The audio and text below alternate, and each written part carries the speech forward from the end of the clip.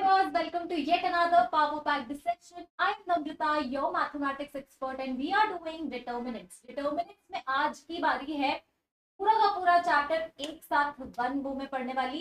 तो फटाफट से मुझे चैट बॉक्स में बताओ कि ग्रीन सिग्नल है, मेरी आवाज आ रही है सबको, मैं दिखाई दे रही हूँ, मैं सुनाई दे रही हूँ। फटाफट से सेशन को शुरू करेंगे ऑन दिस नोट, है ना। और जो बच्चे नए हैं, प्लेटफॉर्म पे भी नए हैं एमबाइक के, और जो YouTube चैनल पे भी नए हैं, उन लोगों के लिए मेरा एक ब्रीफ इंट्रोडक्शन है। My name is Namrata. I have more than 9 years of teaching experience, mentored more than 20,000 students both online and offline, and I am your mathematics expert. आप लोग सोच रहे होंगे कि मुझे क्या हो गया है, तो मैं आपको दिखा देती हूँ कि तो दिस इज आई फ्लू, है ना। तो मुझे आंख में प्रॉब्लम हो गई है, तो इसलिए आज मैं ऐसी दिख रही हूँ आपको। आई फ्लू बहुत ज्यादा हो रहा है, बहुत सारे न्यूज चैनल्स पे भी दिखाया जा रहा है, कंटेजियस है।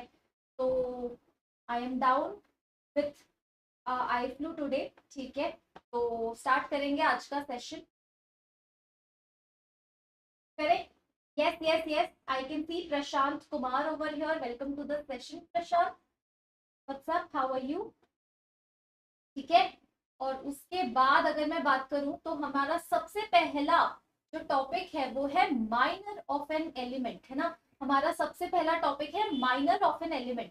तो माइनर जो है एलिमेंट का वो क्या होता है, हम डिटेल में देखेंगे, इसको एकदम स्क्रैच से समझते हैं, है ना। तो डेल्टा बी अ डिटर्मिनेंट, एक डेल्टा को आप डिटर्मिनेंट अगर बोलते हो, डिटर्मिनेंट तो आपको समझ आता है। तो थोड़ी छोटी छोटी बेसिक चीजें जो है मैं समझती हूँ कि आपको थोड़ा थोड़ा पता है ना। बट मैं थोड़ा थोड़ा ही आपसे एक्सपेक्ट कर रही हूँ, और अगर नहीं भी पता है तो डोंट वरी, हम देखते हैं, ठीक है।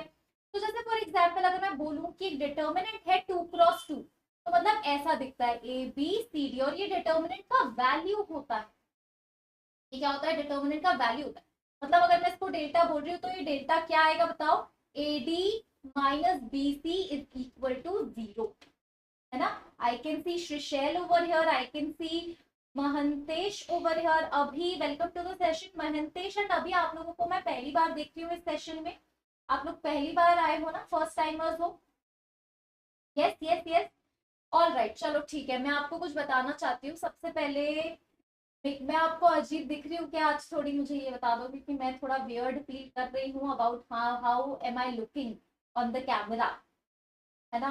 आई can see Hari Krishna over here, welcome to the session. तो मैं टेल यू कि मुझे आई फ्लू हो गया है, तो आप देख सकते हो यहाँ पे मैं बहुत ही, आंख थोड़ी अजीब सी हो गई है, रेड हो गई है। तो कंटेजियस डिसीज हो गई है मुझे eye flu, if you know about it, जो काफी ज्यादा फैल रहा है आजकल, है ना। तो आप भी सेफ रहें, अपने घर पे रहें और पढ़ाई करें तो बेटर रहेगा, ठीक है। चलो माइनर देखते हैं, समझते हैं माइनर क्या होता है। तो देखो क्या है ना, बहुत सिंपल सी बात है। ये देखो 2x2 में यहाँ पे खोल देती हूँ, फटाफट से पढ़ते हैं। Nikhil Parashar, welcome to the session. अब चलो फटाफट से देखते हैं माइनर क्या होता है। आप इसको डिटर्मिनेंट समझते हो, 2x2 डिटर्मिनेंट है ये, है ना, 2x2 डिटर्मिनेंट। और 2x2 डिटर्मिनेंट है तो ये वाला एलिमेंट कौन सा है, 1 1। ये पोजीशन कौन सा है, 1 2, 1 1 1 2 2 1 2 2, ठीक है। तो मतलब ये चार पोजीशन समझ रहे हो आप, A11 A12, मतलब first row first column, first row second column के बाद A21 A22, मतलब second row first column, second row second column. So this is your determinant. अब अगर मैं बात करूं माइनर की, तो माइनर मुझे हर एक एलिमेंट का निकालना पड़ेगा। मतलब मेरे पास 4 एलिमेंट्स है तो मेरे पास 4 माइनर होंगे।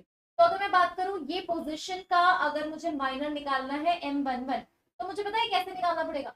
मुझे ना A11 वाला जो है, तो मतलब फर्स्ट कॉलम और फर्स्ट रो, A11 है ना, फर्स्ट कॉलम और फर्स्ट रो को हाइड कर दो, छुपा दो। तो क्या बच गया हमारे पास बताओ, A22। तो ये A22 आएगा, जो इस पर्टिकुलर केस में A22 का पोजीशन बताओ क्या है, तो इस पर्टिकुलर केस में है D। समझ में आ रही है बात। और अगर मुझे किसी ने बोल दिया, चलो अब यहाँ पे आ जाओ इस पे, M12 का मतलब 12 कौन सा पोजीशन होता है, first row second column. First row second column मतलब मुझे B का माइनर बताना है। तो B के माइनर के लिए मुझे कौन सा, सेकंड कॉलम और फर्स्ट रो को हाइड करना है। तो ये वैल्यू कितना आ जाएगा, C आ जाएगा, है ना। समझ में आ रही बात, ये वैल्यू C आ जाएगा, M12 वुड बी C। फिर हम M21 निकाल रहे हैं, तो M21 इज दिस, और इसका माइनर इज B। और फिर M22 निकाल रहे हैं, तो इसका माइनर क्या हो जाएगा, इसका माइनर क्या हो जाएगा, देखो M22 का ये, है ना। चलो चलो चलो, आई can C, I can C, I can सी, बहुत ही बढ़िया सी चीज है यहाँ पे। Okay okay, all right, I am super duper happy क्योंकि मेरे चैट बॉक्स में 1 2 3 4 5 5 बार लिखा गया है अलग अलग बच्चों ने, साई, अभी, महंतेश, श्रीशैल एंड राघवेंद्र की मैम प्लीज एक और बार समझाएं, ठीक है। तो चलो एक और बार समझाते, बहुत सिंपल है। अब आप देखो कि फिंगर्स की हेल्प से मैं कैसे समझाती। अगर मैं आपको बोलूं ये ए पोजिशन, ए पोजिशन का आपको, ए पोजिशन का आपको अगर बोल दिया जाए माइनर निकालना है, तो आप पता है क्या करोगे, ए पोजिशन जहां पे है देखो वर्टिकल लाइन, ये पूरा का पूरा हाइड कर दोगे, ये हाइड हो गया, समझ रहे हैं, और ये भी हाइड हो गया। तो अब बताओ कौन बच रहा है, कौन बच रहा है, डी ही तो बच रहा है। मतलब ये वर्टिकल लाइन और हॉरिजॉन्टल लाइन, मतलब आप पूरा इसको ए भी गायब करो और ए सी गायब करो, तो कौन बच रहा है, डी। मतलब ये ए पोजिशन जो है M11, इसका माइनर वुड बी डी। हम क्वेश्चन करेंगे, है ना, हाँ क्वेश्चंस भी एक्सप्लेन करेंगे, हरे कृष्णा डू नॉट वरी। समझ में आ गई बात। अगर मैं आपको पूछूं ये बी जो है इसका माइनर क्या है, तो बी का माइनर आप पता है क्या बोलोगे, मैम बी को ऐसे वर्टिकली छुपाओ, हॉरिजॉन्टली छुपाओ, तो क्या बच गया, सी। तो बी का माइनर वुड बी, समझ में आ रही बात। अगर मैं आपको बोलूं कि अच्छा ये देखो यहाँ देखो आप, है ना, यहाँ देखेंगे तो सी का माइनर बताओ, तो सी का माइनर मुझे बताओ, सी का वर्टिकल लाइन छुपाया, सी का हॉरिजॉन्टल लाइन छुपाया, तो ये क्या आ गया, बी आ गया, ठीक है। M22 जो है वो ए हो गया, तो यहाँ पे इस तरह से हो गया, इस तरह से हो गया, तो यहाँ पे क्या हो गया, सॉरी डी का आप निकाल रहे हो ना, डी का निकाल रहे हो तो हॉरिजॉन्टल वर्टिकल, तो ये आ, ठीक है ना। ऑलराइट, चलो अभी भी अगर कुछ बच्चों को नहीं आ रहा है तो डोंट वरी, क्योंकि यहाँ से तो शुरुआत हो रही है, अब हम क्वेश्चन करेंगे तो भी तो हम सीखेंगे ना, ठीक है। मैम क्वेश्चन कराओ, ये तो बहुत बेसिक्स है, हाँ बेसिक से कर रहे हैं, कोई बात नहीं है, कोई बात नहीं है, ठीक है। चलो अब मैं आपको एक क्वेश्चन दे देती हूँ, तो आप मुझे बताना। तो सबसे पहले मुझे बताओ कि ये आपका देखो ये दिख रहा है, ये आपका एक डिटर्मिनेंट है, डिटर्मिनेंट है 1 2 3 4, ठीक है, और आपको माइनर निकाल, ठीक है।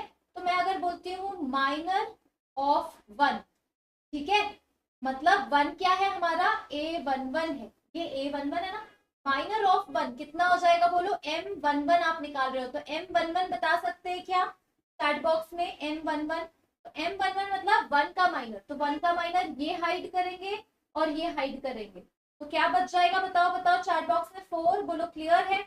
सिमिलरली अगर मैं बात करूं माइनर ऑफ 2, 2 का माइनर निकालना है, मतलब आप किसका निकाल रहे हो, कौन सा एलिमेंट है, कौन सी पोजीशन है, A21 है, ये A21 है ना, मतलब A21 की वैल्यू आपके पास 2 है, तो इसको आप M21 लिखोगे, तो 2 का माइनर निकालना है, तो सिंपल सी बात है, ये छुपाओ, 2 का जो जिस कॉलम में है वो छुपाओ, 2 जिस रो में है वो छुपाओ, तो बच क्या रहा है, 3 बच रहा।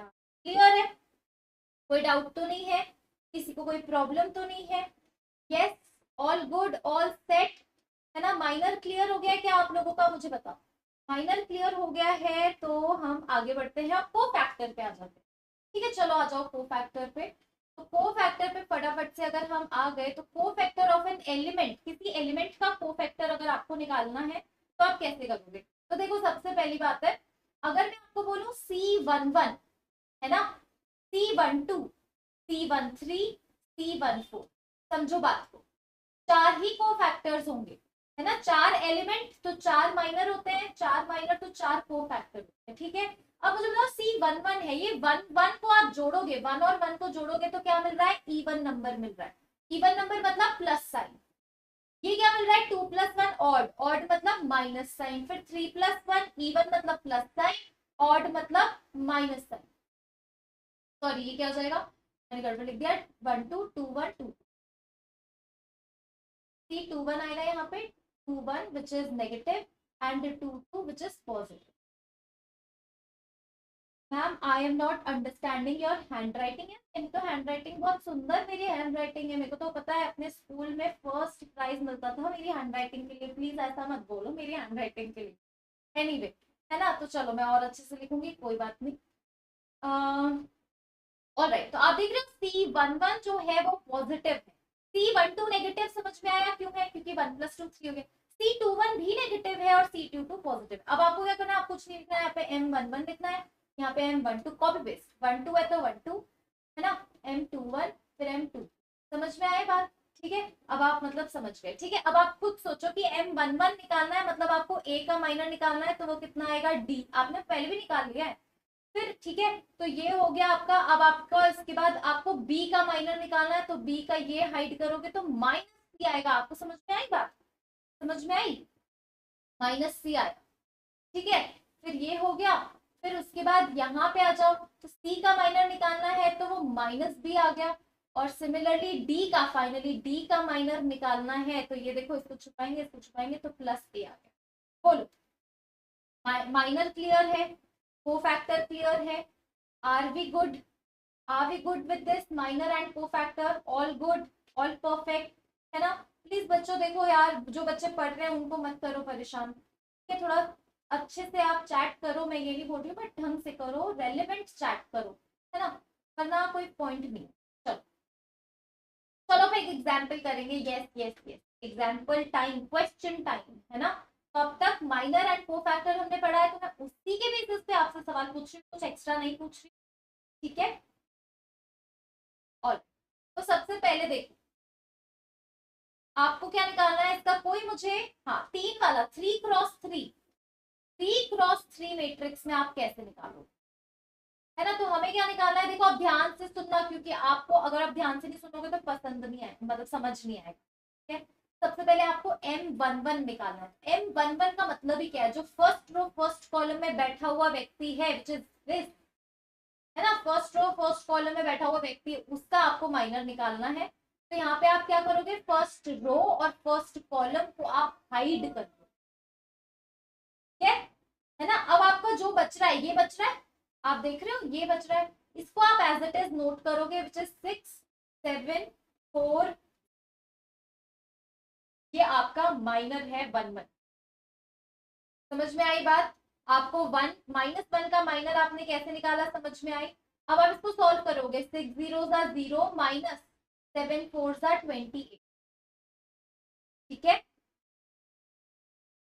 6 0 0 and 4 8। Ma'am please explain about cofactor. हाँ बस कोफैक्टर मैं अभी समझा रही हूँ, है ना? एके कोफैक्टर समझा रही हूँ, डोंट वरी।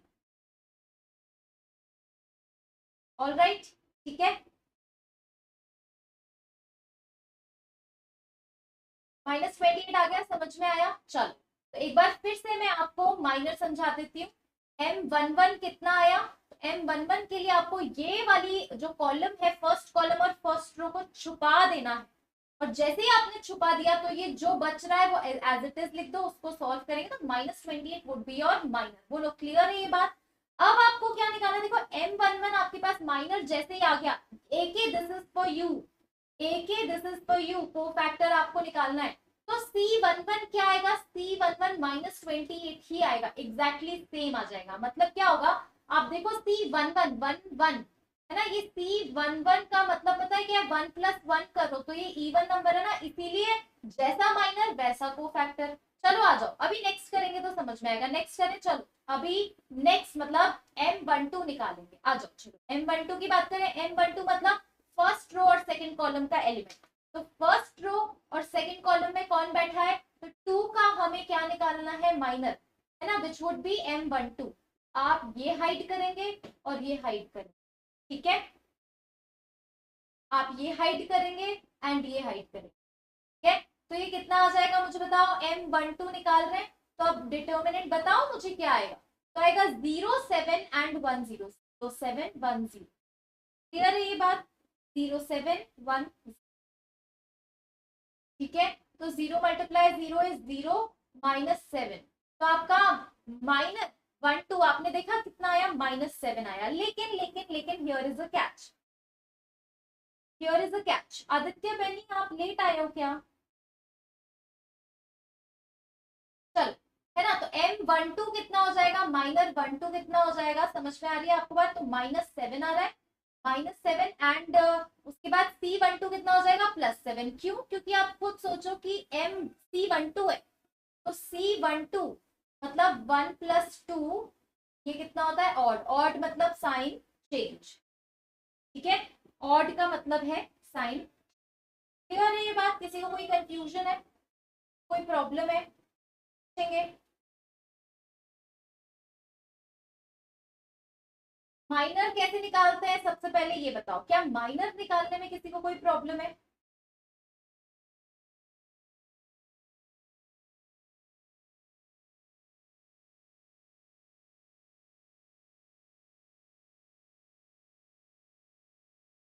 क्या माइनर निकालने में तो प्रॉब्लम है? क्या माइनर निकालने में किसी को प्रॉब्लम है? अगर माइनर निकालने में प्रॉब्लम नहीं है तो क्या कोफैक्टर निकालने में किसी को प्रॉब्लम है?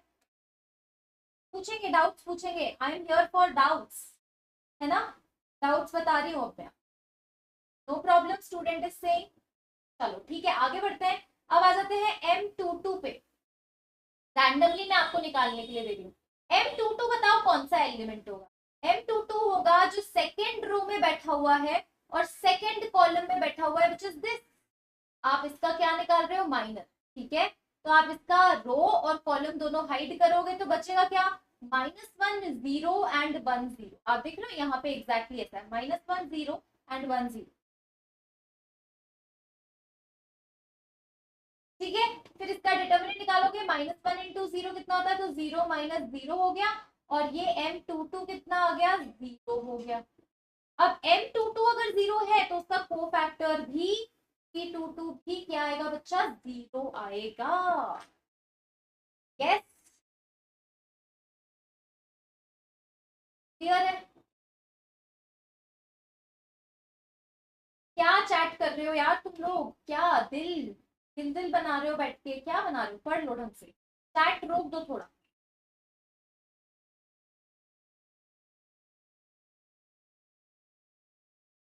चलो आगे बढ़ते हैं, एक और क्वेश्चन पूछते हैं। M23 का वैल्यू बताना है अब आपको। चलो M23 मुझे बताओ, M23 कैसे निकालोगे? M23 मतलब सेकेंड रो। सेकेंड रो कौन सी है बताओ? ये थर्ड कॉलम M23 निकाल रहे हो ना? तो पहले आप एलिमेंट तो निकालो। तो ये हो गया आपके पास 23 मतलब 7। सेकेंड रो छुपानी है और थर्ड कॉलम छुपाना है।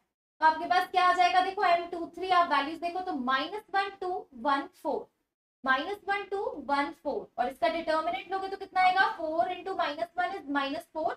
आप देख लो ना, -1 2 1 4, इसका डिटर्मिनेंट लो तो ये कितना हो जाएगा? -4 -6। तो -4 -2 तो ये -6 आता। ठीक है, M23 आपका कितना आ गया? -6। लेकिन लेकिन लेकिन here is a catch, M23 आपका कितना आया? -6। तो C23 कितना आ जाएगा? +6। क्यों? क्योंकि 2 3 को जोड़ोगे तो 5 which is an odd number, तो साइन चेंज हो जाएगा। साइन चेंज हो जाएगा। यस, समझ में आ रही है बात? चलो एक काम करते हैं। अब आप लोग मुझे एक काम करो, M33 कौन निकाल के बताएगा और मुझे C33 कौन निकाल के बताएगा? अगर आपने ये निकाल दिया तो मैं मान जाऊंगी कि आपको जो है वो आ गया है माइनर एंड कोफैक्टर। तो कौन है जो मुझे माइनर ऑफ 33 एलिमेंट निकालना है और कोफैक्टर ऑफ 33? आपके पास 30 सेकेंड्स है, 30 seconds to go. Chat box में आंसर लिखेंगे। Yes, let's start now.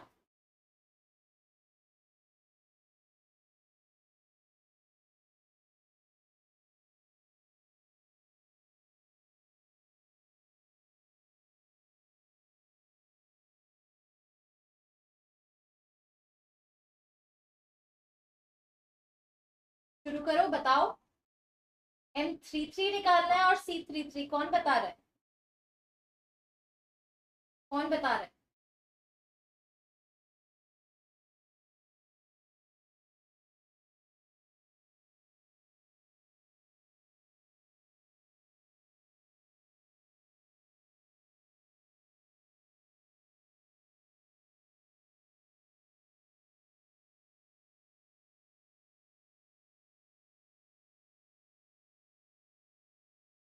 देखिए चैट,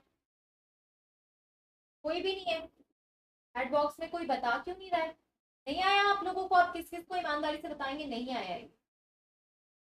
M33 निकालना चाहते हैं तो मतलब आप थर्ड रो और थर्ड कॉलम के पास जाएंगे। है ना। सिर्फ प्रशांत का जवाब आया है, वेरी गुड, वेरी नाइस। तो M33, सबसे पहले आप मुझे बताओ 33 क्या है। जो थर्ड रो और थर्ड कॉलम में एलिमेंट बैठा हुआ है विच इज 0, तो आप देखो यहाँ पे क्या हो जाएगा, इस तरह से ना। स्टूडेंट का भी चलो अब जवाब आने लगे। ठीक है, तो अब आप देखो क्या होगा M33, तो लिख दो M33। M33 बनेगा, विल भी M33 बनेगा -1 2 0 एंड 6। ठीक है, तो ये कितना आएगा मुझे बताओ, -6 इंटू 0, ऐसे होता है ना, -6 into 0। M33 would be -6, sorry, -6 -0, -6 -0। M33 कितना आया, -6। प्रशांत एब्सोल्युटली आपका करेक्ट जवाब है। उसके बाद अब M33 आपका कितना आया, -6, तो C33 कितना आएगा, वो भी सेम साइन -6 ही आएगा। क्लियर है, कोई डाउट है इसके अंदर, अब कोई कंफ्यूजन है? क्यों आएगा, दोनों सेम साइन के क्यों आएंगे, क्योंकि आप बताओ 3 + 3 6 होता है ना, तो एक इवन नंबर है। इवन नंबर का मतलब जो साइन है वैसा का वैसा ही रहने देना। क्लियर है ये बात, कोई कंफ्यूजन तो नहीं है? चलो अब आ जाते हैं हम वैल्यूज ऑफ डिटर्मिनेंट पे।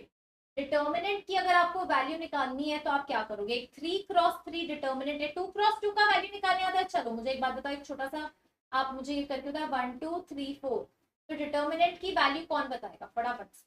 वैल्यू ऑफ 2 × 2 डिटर्मिनेंट किसको आता है, वैल्यू ऑफ 2 × 2 डिटर्मिनेंट।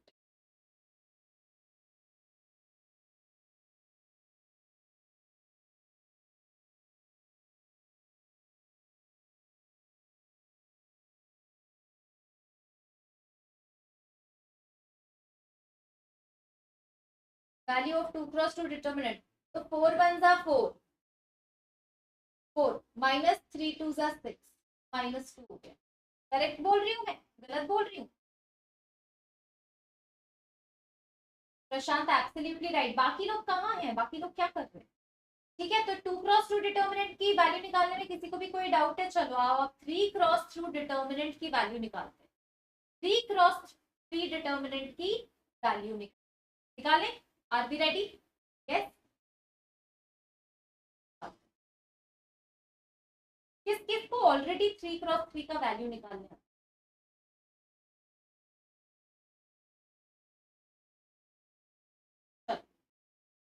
ध्यान से देखना, एनिमेटेड वे में थोड़ा सीखने की कोशिश करेंगे। तो ये आपके पास 3 × 3 डिटर्मिनेंट होता है।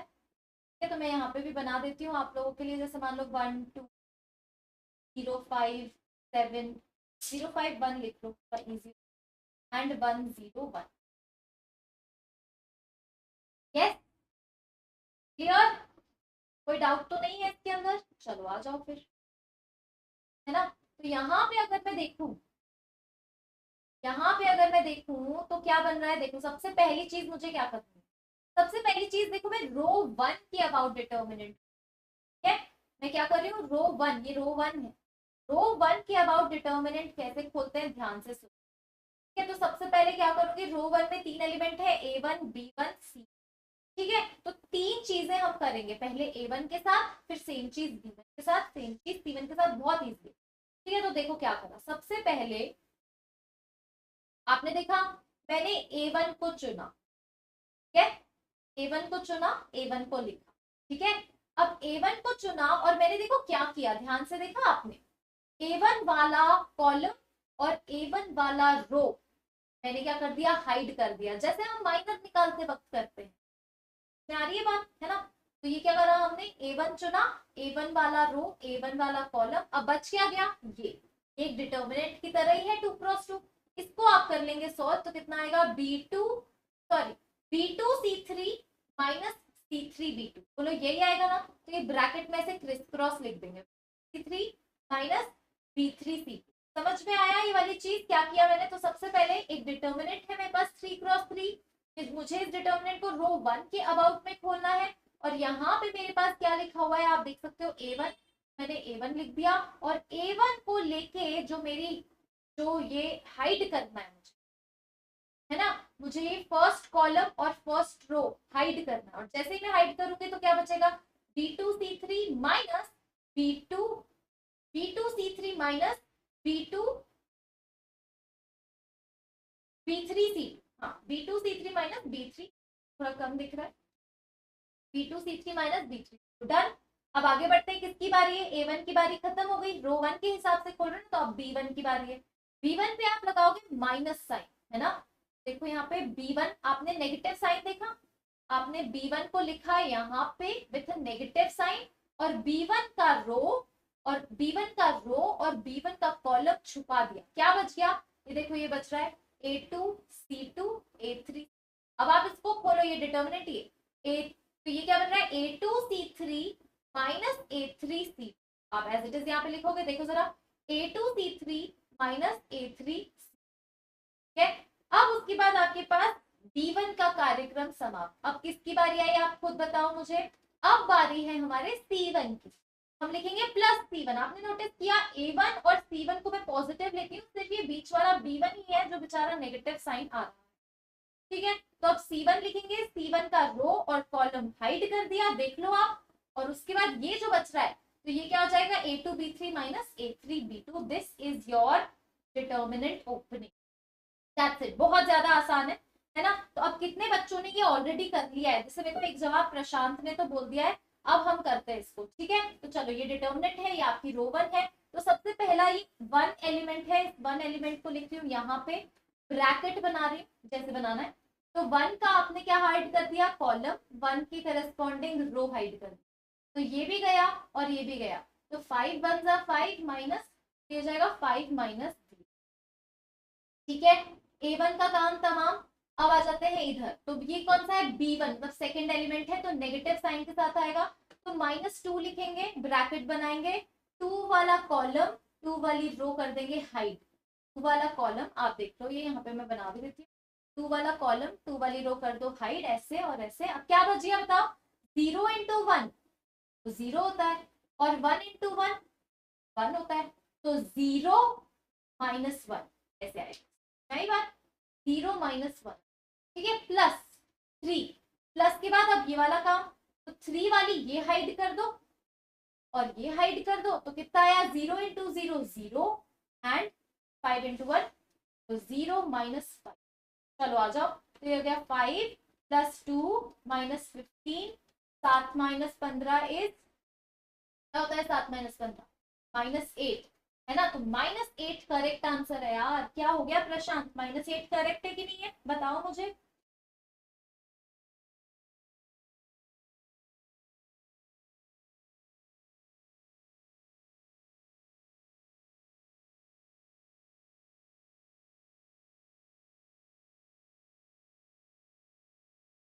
प्रशांत क्या हुआ, एक बार और चेक करेंगे क्या।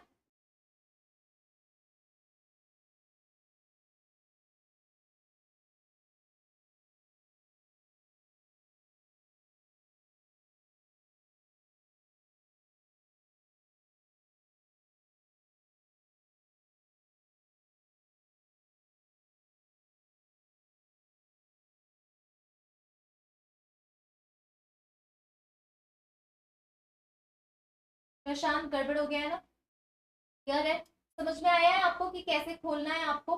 चलो थोड़ा आगे बढ़ते हैं, वैल्यू ऑफ अ डिटर्मिनेंट पे बात करते हैं।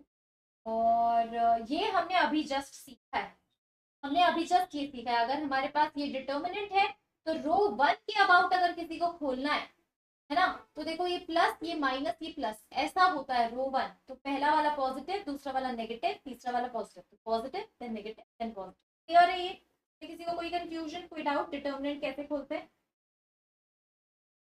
चलो ओके, बाय सेकेंड रो, अगर किसी को सेकेंड रो इस रो के अबाउट खोलना है, तो आप देखो 2 1 मतलब नेगेटिव, तो यहाँ से आपको नेगेटिव को पॉजिटिव और इसको नेगेटिव मानना पड़ेगा, तो आप देखो -A21 आ गया, बाकी सेम है, +A22 आ गया और -A23 आ गया। एंड सिमिलरली अगर आपको थर्ड रो के अबाउट खोलना है, तो ये इस तरह से चीजें होंगी, ठीक है।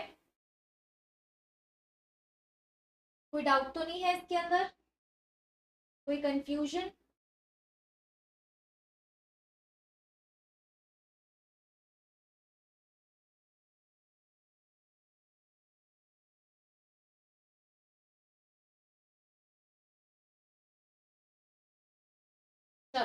अब आप सोच रहे होंगे कि यार मैम ये जो वैल्यू हमने निकाली है वो थोड़ा थोड़ा तरीका माइनर और कोफैक्टर निकालने वाला ही है ना। तो ठीक है, ऑलराइट। वैल्यू अगर हमने जो निकाली है थोड़ा थोड़ा माइनर एंड कोफैक्टर निकालने का ही तरीका है, तो हम क्या करेंगे पता है। एक्चुअली हमने, अगर आपने नोटिस किया हो, तो ये देखो A11 हमने बाहर लिखा, तो ऐसे किया, और फिर उसके बाद हम क्या लिखते हैं, माइनर ही तो होता है, मतलब इसका माइनर से मल्टीप्लाई प्लस A22, और उसका सॉरी माइनस A22 और minor 12, 12 minor of 12 plus A13 और माइनर ऑफ 13। तो ये भी आपका डिटर्मिनेंट का वैल्यू कहलाएगा इन टर्म्स ऑफ माइनर। ठीक है, ये भी आपका माइनर का वैल्यू कहलाएगा। और इन टर्म्स ऑफ को फैक्टर अगर बोलोगे तो M11 और C11 बराबर ही तो होते हैं, तो वो लिख दो। फिर A12 है और M12 है, M12 जो है वो नेगेटिव ऑफ C12 होता है, तो इसलिए यहाँ पे एक पॉजिटिव साइन आएगी। एंड A13 C13 होता है, तो अगर को फैक्टर्स के टर्म्स में लिखोगे तो बस एक ये वाला साइन चेंज हो जाएगा, क्योंकि M12 और C12 ऑपोजिट साइन के होते हैं, बाकी तो सेम है ना। तो ये इस तरह से आपका values in terms of minus and को फैक्टर्स आ जाए। क्लियर है, डाउट तो नहीं है।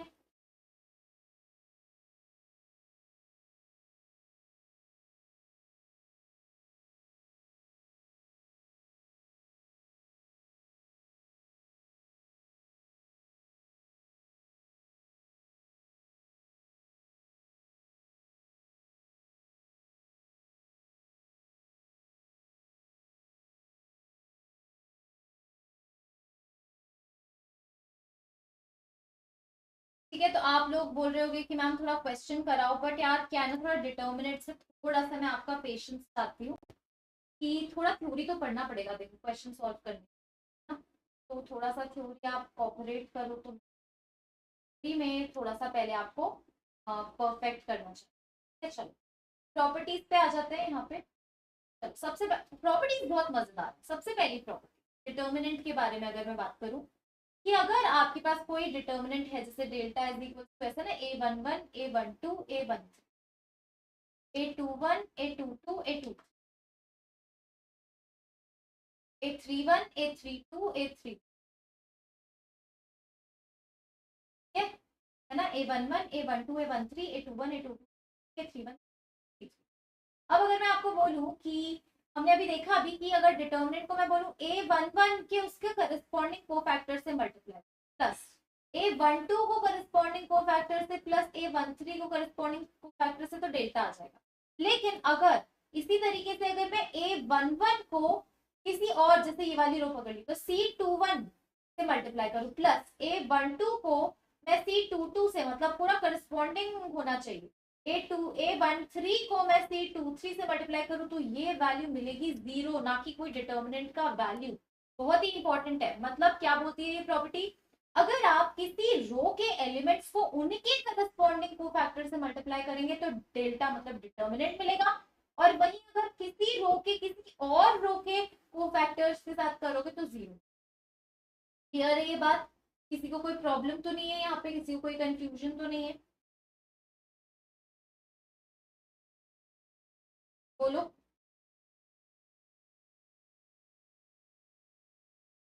ठीक है, डिटर्मिनेंट ऑफ अपर और lower triangular square matrix is equal to product of its diagonal elements. बहुत ही बढ़िया सी बात बताई है।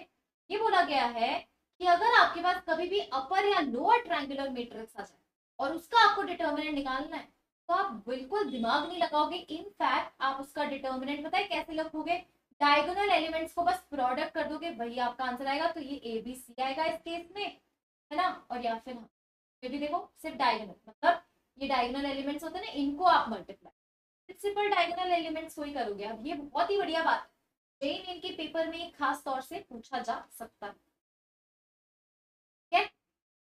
ऑलराइट, है ना। दूसरी प्रॉपर्टी डिटर्मिनेंट की बहुत ही बढ़िया है, जैसे आपको मैंने कल बताया था, मतलब कल नहीं परसों के केस में, कि यहाँ पे आपका, जैसे मैं अगर बोलूं कि कोई मैट्रिक्स है, जैसे आपका मैट्रिक्स ऐसा होगा कि A11 A12 A13 A21 2 A31 A32 A3, और इसका मुझे ट्रांसपोज लेना है। तो कैसे होगा मुझे बताओ। तो 1 1 1 2 1 3 वर्टिकल आ जाएगा। देखो जरा, A11 A12 इधर नहीं आएगा, sorry, A12 A1 A21 A22 A2 A31 A32 A3, है ना। तो अब यहाँ पे determinant of A would be equal to determinant of A transpose. समझ में आ रही है ना। तो इसका और इसका इक्वल होगा। मेट्रिसेस ऑफ कोर्स इक्वल नहीं होंगे क्योंकि वो तो होंगे ही नहीं, बट अगर आप इन दोनों की वैल्यूज कैलकुलेट करोगे ना तो एग्जैक्टली इक्वल वैल्यूज आएंगी, है ना। तो ये तो बहुत ही मजेदार सी बात है। यूज करेंगे हम इन चीजों को, अपने क्वेश्चन में आने वाला है, आने वाला है क्वेश्चन। फिर उसके बाद बहुत ही बढ़िया सी चीज है, वो क्या है, अगर कोई दो रो जो है, अगर डिटर्मिनेंट की कोई दो रो एक जैसी दिखाई देती है, कोई दो रो एग्जैक्टली एक जैसी दिखाई देती है, तो यहाँ पे हम बोलेंगे कि वो दो रो अगर एग्जैक्टली एक जैसी है तो मतलब वो वैल्यू डिटर्मिनेंट की 0 आ जाएगी। जिसमें मैं बोलूँ 1 2 3 1 2 3 6 7 9, क्लियरली ये डिटर्मिनेंट की वैल्यू कितनी आ जाएगी, 0 आ जाएगी। तो दो अगर आइडेंटिकल रोज है तो डिटर्मिनेंट की वैल्यू 0। और ये भी बहुत मेरी फेवरेट प्रॉपर्टी है, दोनों प्रॉपर्टी बैक टू बैक, क्योंकि दोनों वैल्यू 0 देती है। अगर कोई भी एक रो या कोई भी एक कॉलम 0 0 0 हो जाए, पूरा का पूरा 0 हो जाए, eventually value of determinant will be equal to 0, है ना। समझ में आई है बात आपको, क्लियर है ना। उसके बाद अब ये देखो, ये भी बहुत बढ़िया प्रॉपर्टी है। अगर आपने कोई भी एक, एक्चुअली नॉट एक, कोई भी दो रो या दो कॉलम्स आप देख रहे हो, जैसे रो 1 और रो 2 को आप इंटरचेंज कर, या फिर कॉलम 2 और कॉलम 3 को इंटरचेंज कर, कोई भी एक सेट उठाना, है ना।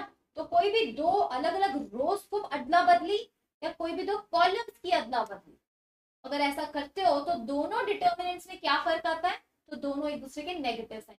तो अगर ये डेल्टा और आपने चेंज कर दिया तो नया डिटर्मिनेंट की वैल्यू निकालोगे तो माइनस डेल्टा आएगा, ठीक है। ऑल राइट, क्लियर है।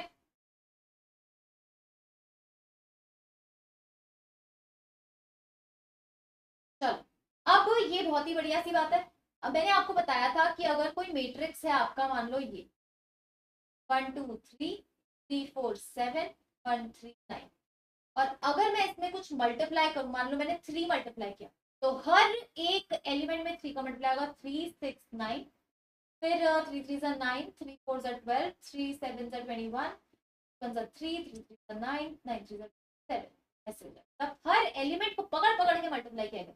लेकिन डिटर्मिनेंट के केस में ऐसा नहीं होगा। अगर मेरे पास डिटर्मिनेंट है, यही वाला ले लो, 1 2 3 3 4 7 1 3 9, और है ना, ये डेल्टा मान लो इसको, ठीक है। और अगर मैं 3 डेल्टा निकालना चाहती हूँ तो मेरे को कोई भी एक रो पकड़नी है या कोई भी एक कॉलम पकड़ना है, और सिर्फ एक कॉलम या एक रो में 3 का मल्टीप्लाई होगा, हर एलिमेंट में नहीं होगा।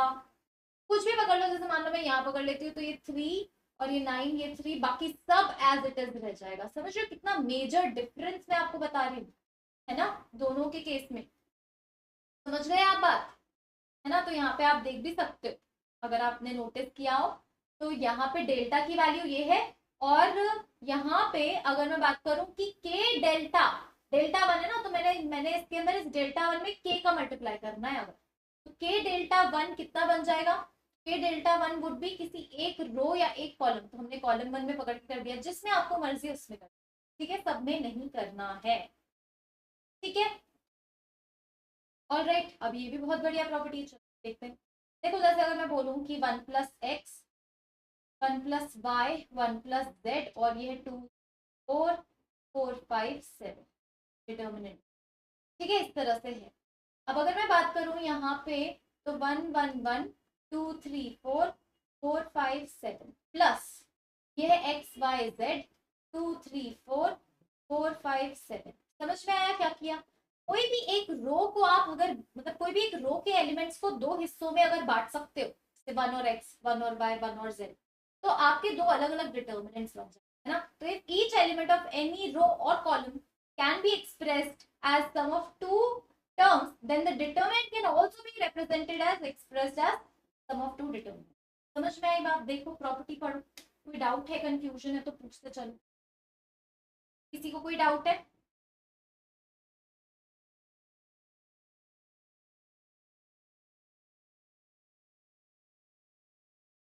वाली प्रॉपर्टी में किसी को कोई डाउट है ना? चलो अब very important property, very very important property, है ना?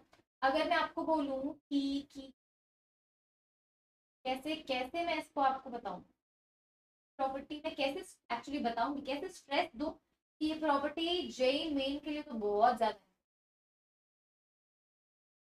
है। जैसे मैं आपको बोलूं कि ए जो है वो मैट्रिक्स है, मैट्रिक्स और डिटर्मिनेंट का डिफरेंस, ये आप मान लो 1 2 3 0 4 7 8 9 7, ठीक है, ये 3 क्रॉस 3 है। अब आपके पास डिटर्मिनेंट ए कुछ होगा, ऑफ कोर्स अगर आप निकालोगे डिटर्मिनेंट ए निकालो, मान लो इसकी वैल्यू आ रही है आपके पास, मैं ऐसे रैंडम वैल्यू लिख रही हूँ 52, ठीक है। अब आप अगर मैं पूछूं आपसे 3a, ऐसे कर दो, 5a की डिटर्मिनेंट की वैल्यू क्या होगी, तो आप क्या सोच सकते हो, मुझे चैट बॉक्स में बताओ आप, इसकी क्या हो। समझ में आ रहा है पॉइंट मेरा, क्वेश्चन समझ में आ रहा है, ये आपसे एक सवाल है ना। ए का डिटर्मिनेंट मान लो आपने निकाल लिया, आपको पता चल,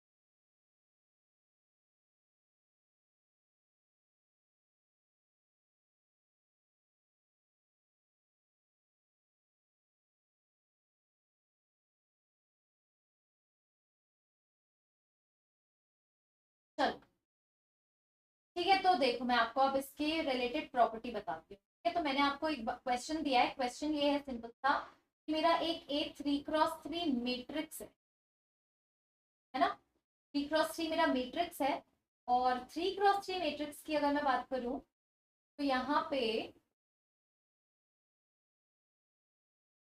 डिटर्मिनेंट ऑफ दैट मैट्रिक्स बोला गया है 52, और मुझे 5a का डिटर्मिनेंट निकालना है। तो एक प्रॉपर्टी है, प्रॉपर्टी उसकी ये है कि ये जो 5 है ना, सबसे पहले ऑप्शन ए है 5 × 50, क्या ये करेक्ट है? ऑप्शन बी है 5 स्क्वायर × 52,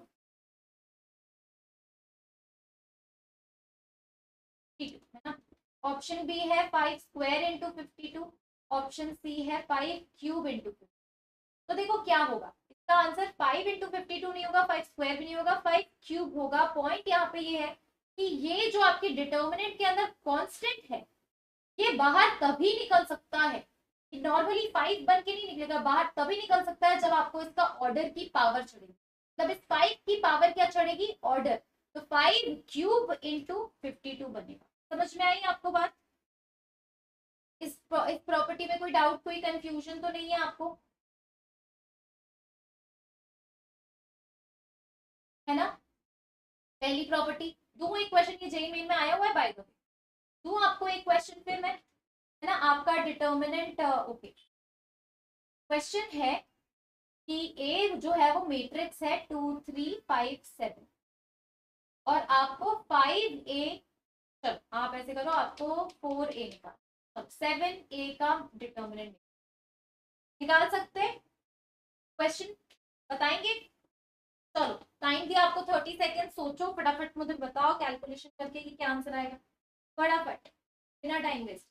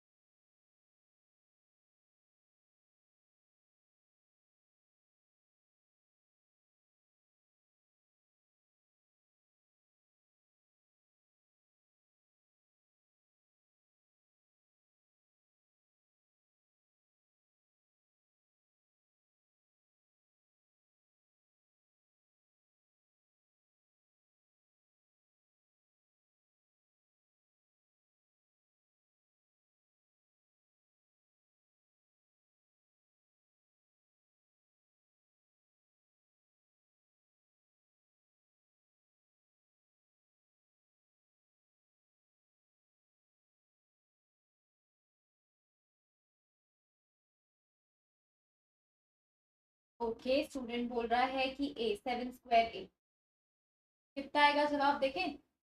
7 स्क्वायर डिटर्मिनेंट ए, ठीक है। 7 स्क्वायर मतलब 49 और डिटर्मिनेंट ए निकालो, 7 टू 14 माइनस 15, डिटर्मिनेंट ए कितना आ रहा है देखो -1। तो अरे डालो ना, यही तो मतलब मैंने आपको कैलकुलेशन करने के लिए बोला है बेबी, कैलकुलेशन करने के लिए बोला है बेटा ना। चलो, आई गेस ये क्लियर है ना। चलो,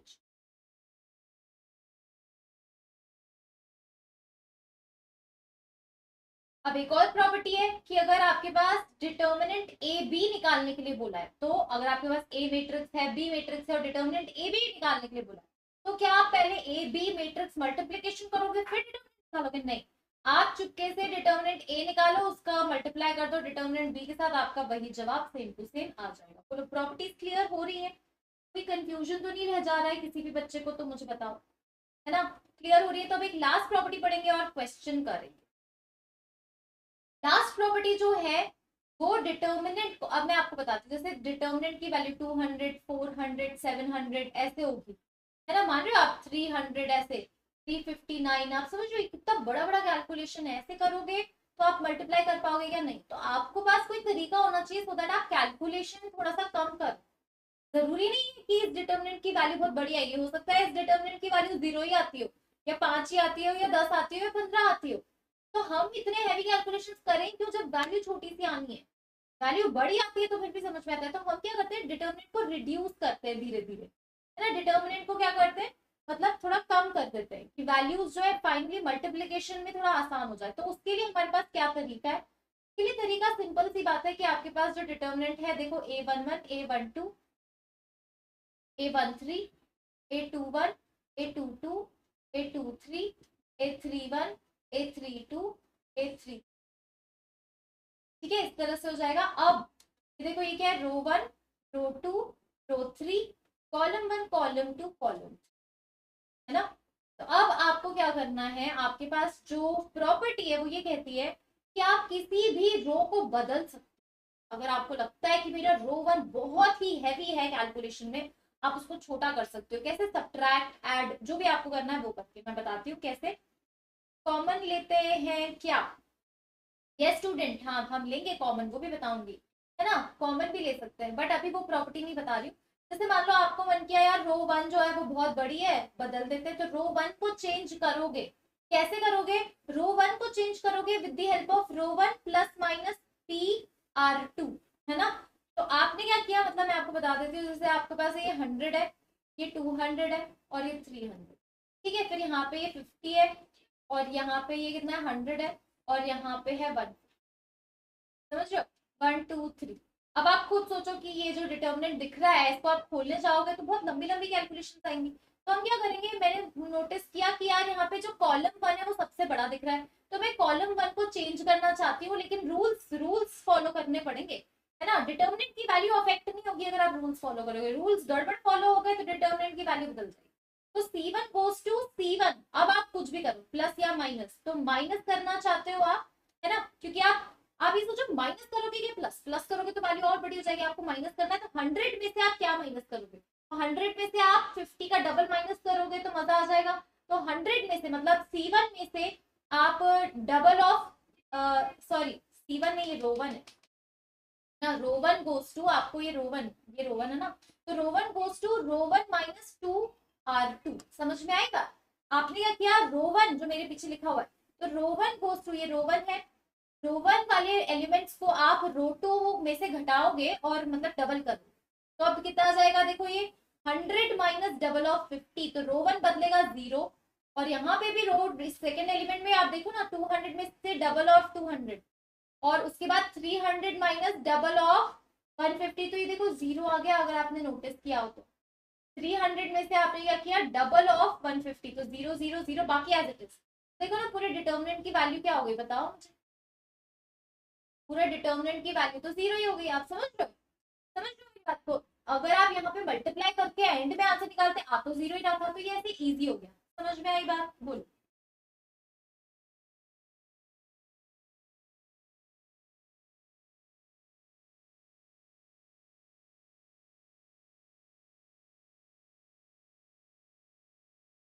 चलो हमारा एक क्वेश्चन है जेईई मेन 2021 का, थोड़ा सा है टफ क्वेश्चन है, तो टफ नहीं, थोड़ा लेंदी है, थोड़ा समझने वाला है, बहुत सारी चीजें लग जा रही है ना, एक एक चीजें नहीं लग रही, तो सब अप्लाई करना पड़ेगा, थोड़ा समझना पड़ेगा। क्या बोला है, एक 3x3 मैट्रिक्स है ना, तो डिटर्मिनेंट ए दिया हुआ है 4, R I denote the ith row of A, matrix B is obtained by performing the operation. तो मतलब एक आपके पास ए मैट्रिक्स है जो 3x3 है, आप इसको ऐसे लिख सकते हो A11 A12 A13 A21 A22 A23 23 A31 A32 A3, ठीक है, इसका डिटर्मिनेंट 4 दिया। स्टूडेंट इतनी जल्दी आंसर दे दिया 64। अब आपको क्या बोला है कि मैट्रिक्स बी जो है वो कब मिल रहा है आपको, जब आप ये ऑपरेशन कर रहे हो कहां पे, 2A मैट्रिक्स है ना, 2A मैट्रिक्स आपको निकालना पड़ेगा। 2A मैट्रिक्स में आप ये ऑपरेशन कर रहे हो, तब जाके आपको मैट्रिक्स बी मिल रहा है, मैट्रिक्स बी मिल गया, डिटर्मिनेंट बी जो है वो किसके, समझ में आई बात, कंफ्यूजन तो नहीं है इसके अंदर। ट्राई करेंगे एक बारी, कुछ ट्राई करो, मुझे पता है कि हो सकता है आपसे आपको लगे कि जो जो लोग पहली बार देख रहे स्पेशली वो,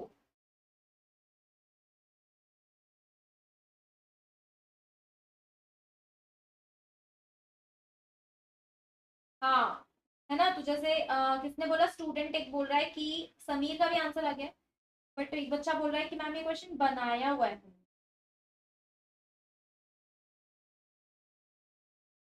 मतलब थोड़ा सा क्वेश्चन है ये, थोड़ा सा सॉल्व करने लायक है ये।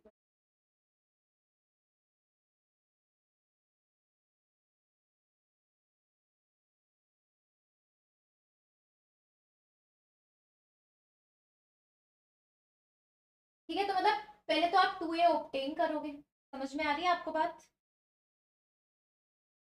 पहले तो आप 2A निकालोगे,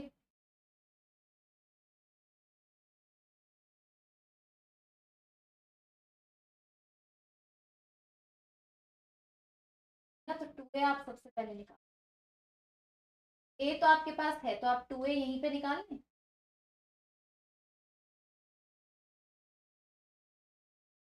है ना, 2A मैट्रिक्स है इसलिए हर एक एलिमेंट में मल्टीप्लाई करना पड़ेगा 2, ठीक है। अब इस 2A में क्या बोल रहा है कि R2 बदलेगा, 2A में ये ऑपरेशन लगा दो, 2A में क्या बोला है उसने, R2 में डबल का मल्टीप्लाई, मतलब इसमें एक और 2 का मल्टीप्लाई हो जाएगा, प्लस 5R3, मतलब 5 टाइम्स दिस।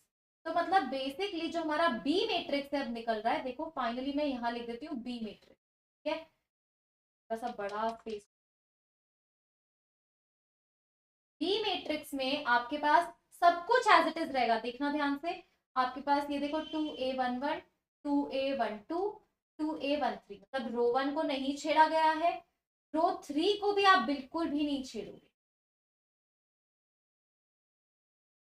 ठीक है, और आपको रो 2 को बदलना है जिसके अंदर आपको डबल करना है, प्लस 5R3, तब सबसे पहले रो 2 को डबल करो तो कितना आएगा, 4A21 प्लस 5 टाइम्स R3, तो 5 का मल्टीप्लाई कर दो तो 10 प्लस 10A3, समझ में आ रहा है, इधर भी वैसा का वैसे ही आएगा, इधर भी वैसा का वैसे ही आएगा।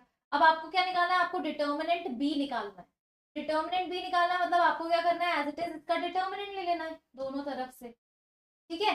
अब ये डिटर्मिनेंट बन गया, ठीक है, समझ में आया, अभी तक हमने कुछ भी नहीं किया, जो उसने बोला अब हमने किया, अब हमें डिटर्मिनेंट बी का वैल्यू निकालना है।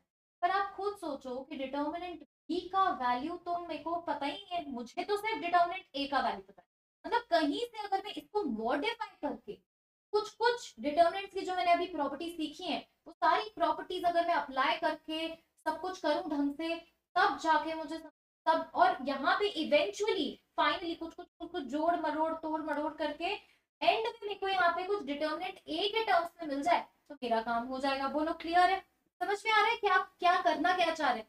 पहले तो उसने ये बोला है कि हमारे पास एक ए मैट्रिक्स है, फिर उसने बोला है कि अब 2A मैट्रिक्स में हमने कुछ कुछ किया तो हमारा बी मैट्रिक्स बन गया, अब वो बोल रहा है कि बी मैट्रिक्स नहीं चाहिए मुझे तो डिटर्मिनेंट बी का वैल्यू चाहिए।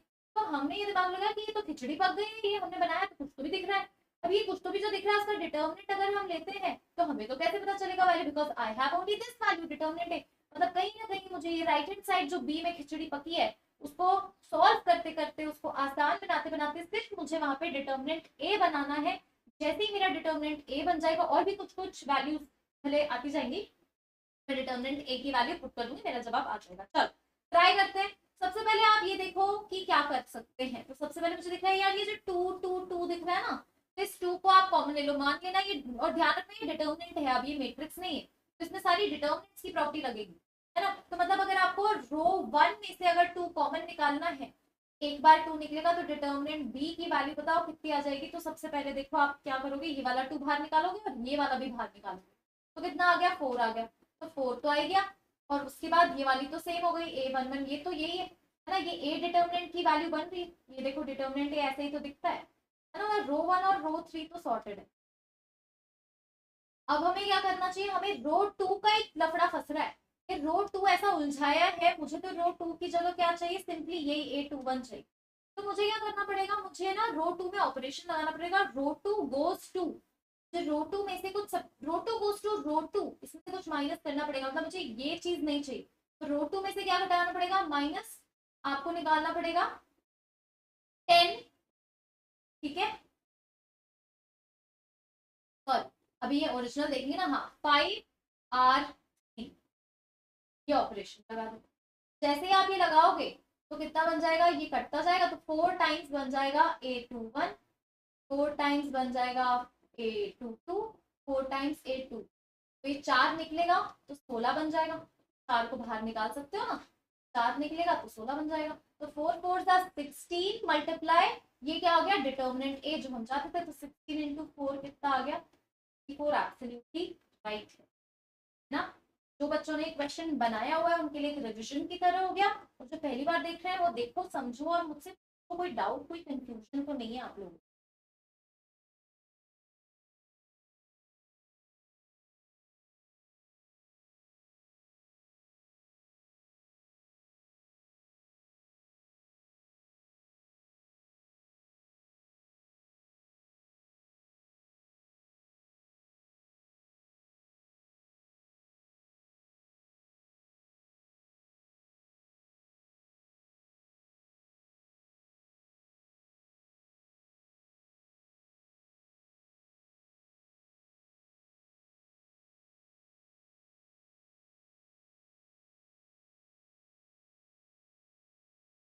ओके, गुड टू गो, बढ़ जाएं आगे।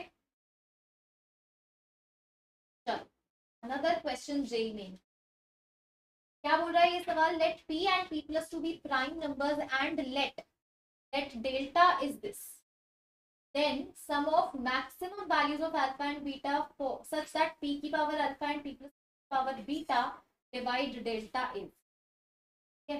p और p plus to prime numbers है, ठीक है। करेंगे ट्राई इस क्वेश्चन को, जेईई मेन 2022 का। कुछ आप लगाओ इसके अंदर ऑपरेशन सो दैट आपको डेल्टा, क्या बोला है, sum of maximum values of alpha and beta such that,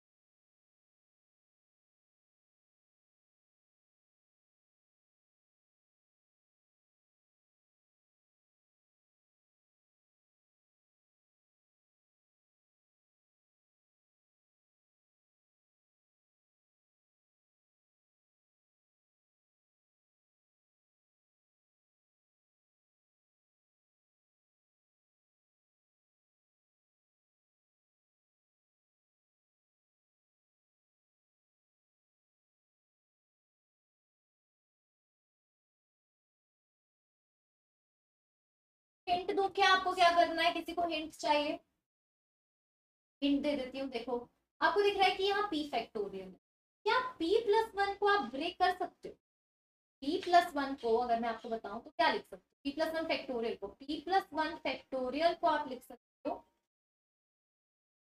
p plus one two p factorial, p plus 2 factorial को आप लिख सकते हो p plus 2 and p plus 1 and p factorial. समझ में आ रही है बात? सिमिलरली p प्लस 3 को भी खोल सकते हो, p प्लस 4 को भी खोल सकते हो। मतलब मैं ये बताना चाह रही हूँ कि जो फर्स्ट रो है, हिंट मेरी पता है क्या है? हिंट मेरी पता है क्या है? फर्स्ट रो में से मेरे को p फैक्टोरियल कॉमन निकालना है, सेकंड रो में से मेरे को p प्लस 1 फैक्टोरियल कॉमन निकालना है, थर्ड रो में से मेरे को p प्लस 2 फैक्टोरियल कॉमन निकालना है। Can I do that? Can I do that? Can we do that? बताओ मुझे।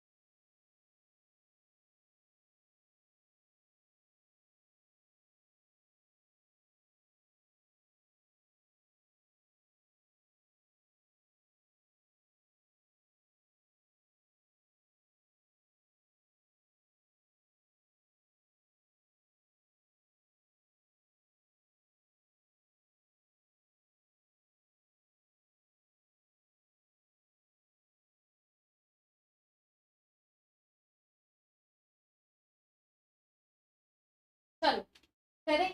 किसी का आ नहीं रहा है आंसर? बहुत इजी, इतना मुश्किल नहीं है।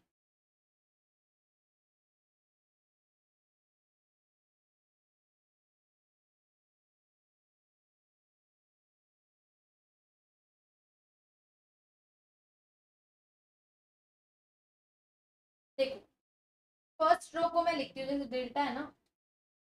देखो p फैक्टोरियल बाहर निकालो फर्स्ट रो में से, सेकंड रो में से p प्लस 1 फैक्टोरियल निकालो, थर्ड रो में से p प्लस 2 फैक्टोरियल। बनाओ बेटा। p फैक्टोरियल जो है वो तो 1 ही है, फैक्टोरियल से p फैक्टोरियल बाहर निकाल तो 1 हो गया ना। p प्लस 1 फैक्टोरियल है ना, यहाँ से भी आप p फैक्टोरियल निकाल रहे हो तो क्या बच गया? p plus 1। क्यों? क्या मुझे बताओ, p प्लस 1 फैक्टोरियल को आप क्या लिखोगे? फैक्टोरियल इंटू p प्लस 1, तो p फैक्टोरियल तो गया, बचा p प्लस 1। सिमिलरली यहाँ पे क्या बचेगा? यहाँ पे p प्लस 2 फिर p प्लस 1, उसके बाद आएगा p फैक्टोरियल जो कि बाहर जा चुका है। फिर यहाँ आ जाओ, यहाँ से आप क्या निकाल रहे हो? सेकेंड रो से p प्लस 1 फैक्टोरियल तो 1 आएगा, यहाँ पे क्या आएगा? p प्लस 2, फिर यहाँ पे p plus 3, p plus 2 cool है। फिर यहाँ पे 1, p प्लस 3, p प्लस 4 और p प्लस 3। करेक्ट, कूल, सब बढ़िया है ना। तो ये बन रहा है आपका। अब आपको क्या करना है? आपको बस खोलना है इसको, है ना। खोलो अभी मत, मैं तो कहती हूँ सब्ट्रैक्ट कर दो। चलो, है ना। तो आप क्या करो, क्या करो, कॉलम 2 में से column 2 goes to column 2 minus column 1, column 3 goes to column 3 minus column 1। समझ में आ रही बात? तो ये क्या हो जाएगा? Delta would be equal to p factorial, p plus 1 factorial, ये तो है ही p प्लस 2 फैक्टोरियल। और अगर आप इसको इस तरह से सॉल्व करेंगे तो क्या बच जाएगा? ये देखो, ये तो एज इट इज रहेगा। पहली रो 1, फिर p प्लस 1 और फिर p प्लस 2। ठीक है, दूसरी रो कितनी हो जाएगी देखो जरा। तो ये तो माइनस हो रही है, मतलब हम क्या कर रहे हैं? कॉलम 2, सॉरी ये रो 2 है, रो रो वाइज कर, कोई बात नहीं, रो रो रो माइनस है, बट वही पॉइंट वही है। रो मतलब हम क्या कर रहे हैं? Row 2 goes to row 2 minus row, तो यहाँ पे 0 आ जाएगा, यहाँ पे भी 0 आएगा, है ना। और इसको माइनस करो, p plus 2 minus p plus 1, तो ये 1 आ रहा है। इसको माइनस करो तो देखो ये क्या हो रहा है? p स्क्वायर गया, तो यहाँ पे 3 प्लस 2 5p माइनस 3p, तो ये 2p हो रहा है इधर।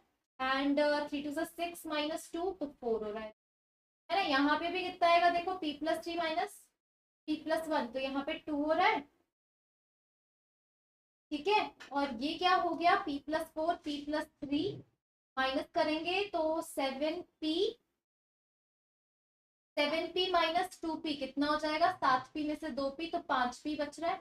5p 7 4 3 12, 12 माइनस 2 कितना होता है? 10। ऐसा बन। अब इसको आप सॉल्व कर सकते हो, ये तो ऐसे सिंपल है, ये तो हो जाएगा। तो ये कितना आ रहा है इसका डिटर्मिनेंट 5p + 10 - 2 × 4p 4 × 8। ये कितना हो जाएगा p + 10 - 8 कितना हो जाएगा 2, p + 2 और ये। ठीक है, समझ में आया? हमारा डिटर्मिनेंट क्या आ रहा है, p factorial p factorial p + 2 factorial, ये तीनों तो आ ही रहे, उसके अलावा एक p + 2 भी आ रहा है।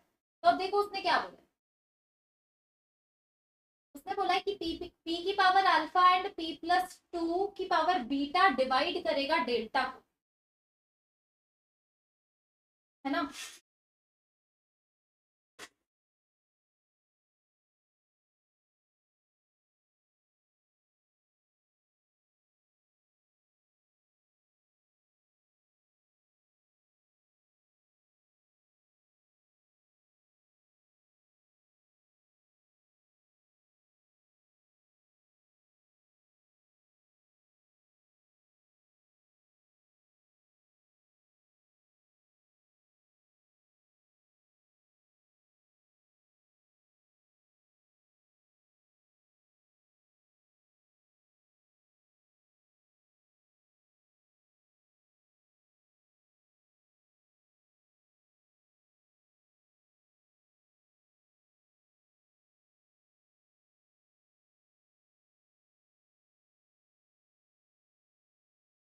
सेवन पी 4 + 3 7 3 7 - 3 कितना होता है 4p, correct 4p and 4 3 12 - 2 4p + 10 है ना -4p - 8, तो ये 2 हो रहा है, not p + 2 but this is.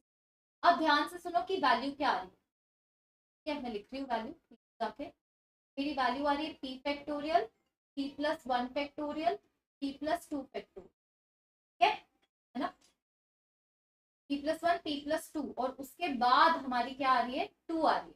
आपको क्या बोला गया है, आपको बोला गया है कि p की पावर अल्फा और p + 2 की पावर बीटा है अगर, तो क्या होगा, है ना। तो यहाँ पे मुझे क्लियरली दिख रहा है कि p की पावर, तो p कितने आएंगे, देखो यहाँ भी p, यहाँ भी p, यहाँ भी p, तो p³ तो आएगा, p + 2 कितना आएगा, तो p + 2 एक बार आ, तो अल्फा की वैल्यू 3, बीटा की वैल्यू 1 आ रही है, और ये आपका करेक्ट जवाब है। तो 3 प्लस मतलब उसने जो भी पूछा है, देखो क्या पूछा है उसने, sum of maximum values of alpha and beta, तो 3 + 1 = 4 इज योर करेक्ट आंसर, है ना, 4 is your correct answer,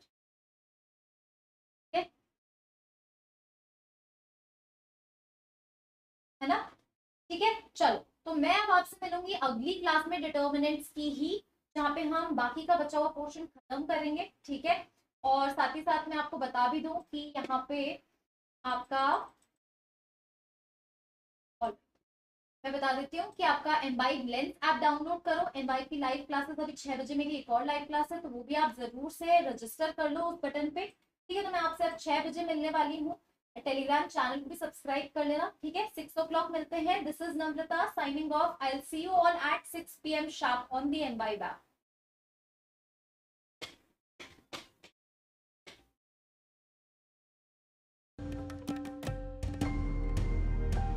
Keep imbibing. We believe